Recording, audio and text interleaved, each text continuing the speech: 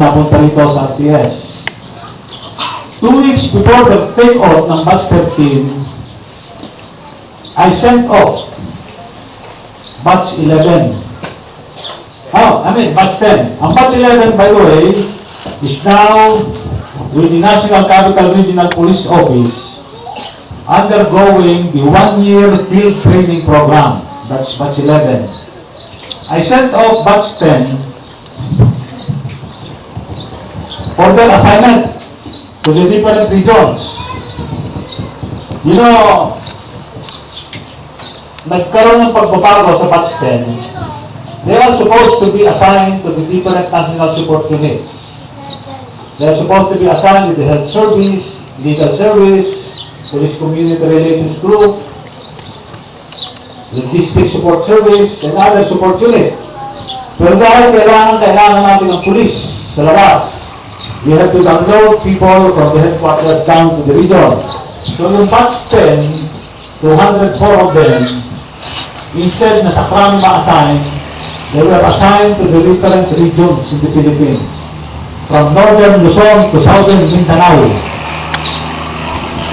So, I'm telling you this because I want you to have a mindset na kayo, the-recruit natin sa Krami. It does not mean sa Krami pero. Okay? Yung batch 9 are already performing the regular duties. And I would like to share with you some statistics about batch 9 and batch 8.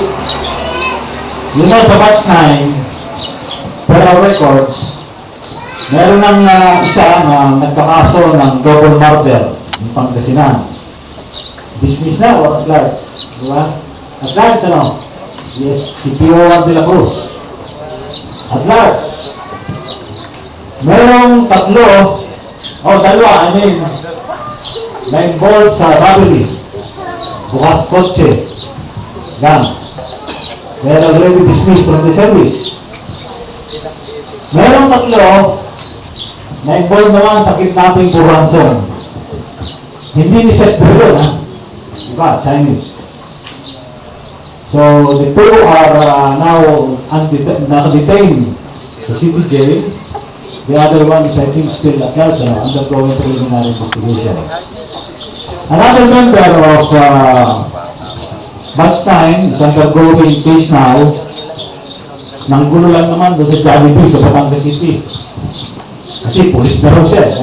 Undergoing field training program. Mayabang na, nanggulo. So, may kaso na rin. Another data from batch 8 naman. Medyo matipid itong batch 8. Meron siya ito has 3 cases of carnapping. So, the reason why I'm telling this, ladies and gentlemen, is ayaw ko mangyari sa inyo yung nangyari sa sinusundan yung batches, especially batch 8 na 9. I do not know what will happen to batch 10 when I sent them off to the region. Sinabi ko rin ito sa batch 10 na I hope that the statistics with respect to batch 8 and batch 10 will not happen to your batch and to succeeding batches. I would like to reiterate, yung sinasabi kong injunction sa inyo, even lumarikos kayo. Pag kumibisita rin ako sa training, sinasabi ko lang kayo. Ano ba ang role ng police? Ng PO1, especially kayo? Ano ba ang role natin? Simple lang naman, sinabi namin kanina nila ko yung kanina yung role natin.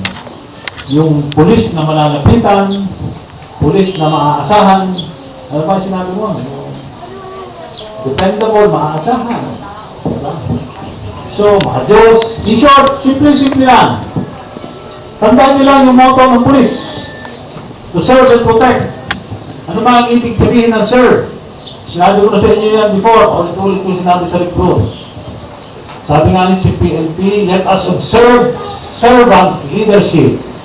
Ang ibig sabihin ng servant leadership, tayo mga polis, tayo mga chimoy, tayo mga alila, tayo mga katulong, tayo ay mga boy, o girl, o chimay, ng taong bayan, ng mamamayan. Hindi yung tayo ay kung nakapariling tayo, nakapatuta, nakapito, tayo ng amo sa kalye.